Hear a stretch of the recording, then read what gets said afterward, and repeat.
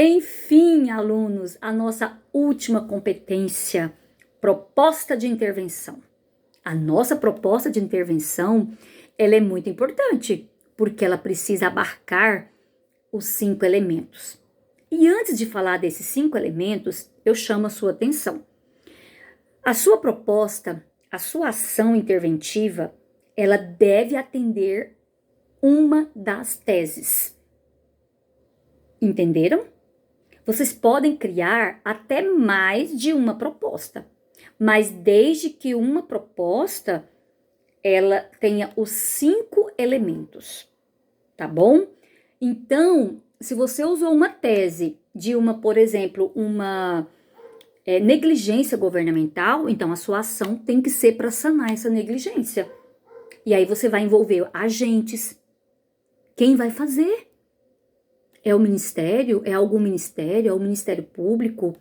É os diretores? É os prefeitos? Quem? A gente. Porque tem que ter, gente, alguém que vai mover essa ação, que vai executar essa ação, que vai impor essa ação.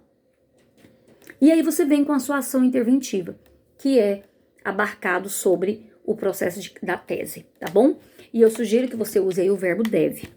Por exemplo, o Ministério da Educação deve, porque você tem que deixar claro uma ação imperiosa. E aí você vem, como que ele vai fazer isso?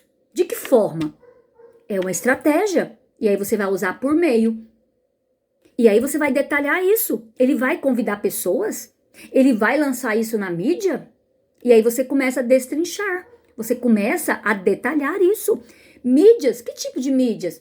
Se você descrever as mídias que existem, é detalhamento. Se você envolve esferas públicas, particulares, mistas, você está detalhando. Então, é isso que gera o detalhamento logo após das estratégias, ou seja, do meio. E aí você vai dizer o impacto que isso vai surgir como melhoria para a sociedade.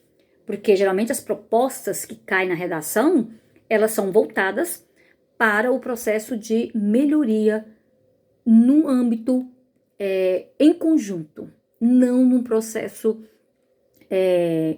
pessoal, mas sim que abarca toda a sociedade. E aí a gente vai trabalhar com vocês de retomada de tese, empregar os 5 elementos e efetivar com um possível repertório para a gente fechar essa discussão, tá bom?